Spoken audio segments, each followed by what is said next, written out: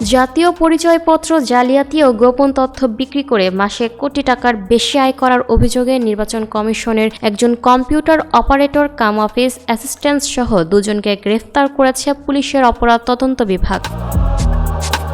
বৃহস্পতিবার 15 জানুয়ারি সিআইডির বিশেষ পুলিশ সুপার জসিমউদ্দিন খান এ তথ্য জানান। তিনি জানান, গ্রেফতার ব্যক্তিরা দীর্ঘদিন ধরে সংঘর্ষবদ্ধ চক্রের মাধ্যমে এনআইডি সংশোধন, ভুয়া তথ্য সংযোজন এবং নাগরিকদের ব্যক্তিগত তথ্য অবৈধভাবে বিক্রি করে আসছিলেন। প্রতি মাসে তারা কোটি টাকারও বেশি আয় করতেন অবৈধ এই কাজে। সিআইডি আরও জানায়, এই চক্রের সঙ্গে আরও কেউ জড়িত আছে কিনা তা খতিয়ে দেখা হচ্ছে। এ বিষয়ে বৃহস্পতিবার দুপুরে সিআইডি সদর দফতরে আয়োজিত সংবাদ সম্মেলনে বিস্তারিত জানানো হবে বলেও জানান এই কর্মকর্তা।